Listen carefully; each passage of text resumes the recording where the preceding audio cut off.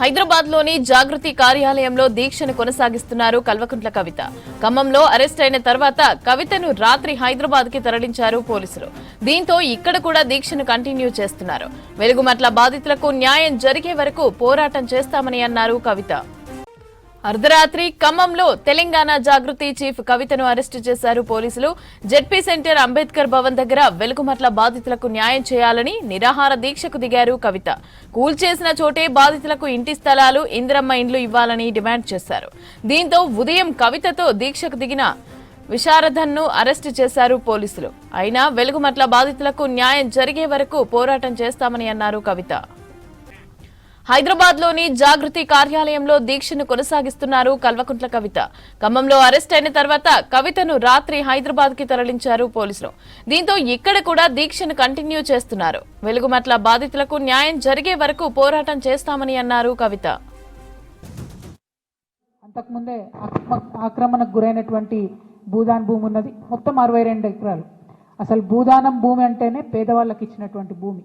ఆ పేదవాళ్ళకి ఇచ్చినటువంటి భూమి మీద కర్కశంగా కలెక్టర్ గారు, ప్రభుత్వము అర్ధరాత్రి చిన్న చిన్న పిల్లలు ఉన్నటువంటి సందర్భంలో, పరీక్షలు జరిగేటటువంటి ఈ సమయంలో వాళ్ళ బుక్స్, పెన్సిల్స్ అన్నీ కూడా కలిపి బుల్డోజ్ చేసి పడేసి కంప్లీట్గా ఇండ్లన్నీ కూడా కూలగొట్టడం జరిగింది.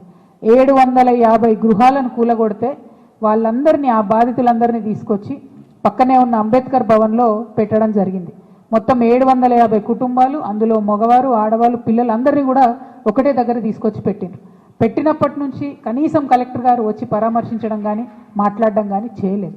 మేము ఒకటే డిమాండ్ చేసినాం. నిన్న ధర్నాకు వెళ్తూ ఖమ్మం పట్టణంలో అంబేద్కర్ చౌరస్తాలో ధర్నా చేస్తూ ఒకటే డిమాండ్ చేసినాం, కలెక్టర్ గారు రావాలి, వచ్చి ఏదైతే శిబిరం వాళ్ళకి ఇచ్చినారో బాధితులకు దాన్ని చెక్ చేయండి, అక్కడ ఎన్ని ప్రాబ్లమ్స్ ఉన్నాయో చెక్ చేయండి అన్నాం. అదేమి కూడా అప్రజాస్వామికమైనటువంటి డిమాండ్ కాదు. అయినా సరే పంతానికి పోయి కలెక్టర్ గారు రాలేదు.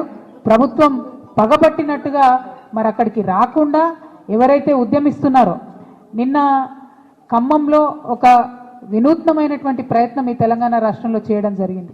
ప్రజాస్వామ్యవాదులు, ప్రగతిశీల శక్తులు ఐక్య పోరాటాలు చేయాలనేటటువంటి ఉద్దేశంతో BC, SC, ST, JAC chairman Visharadan గారు, నేను తెలంగాణ జాగృతి తరఫున, అట్లానే వారి ధర్మ సమాజ్ పార్టీ అందరం కలిసి కూడా ర్యాలీ చేయడం జరిగింది. అందరం కలిసి సంయుక్తంగా ఈ ఉద్యమం చేయడం జరిగింది. సో చివరికి 4-5 గంటలు ఖమ్మంలో ట్రాఫిక్ స్తంభింపజేసి ఈ సమస్యను ప్రజల దృష్టికి తీసుకొచ్చే ప్రయత్నం చేసిన తర్వాత నన్ను, డాక్టర్ విశారదన్ గారిని అరెస్ట్ చేయడం జరిగింది.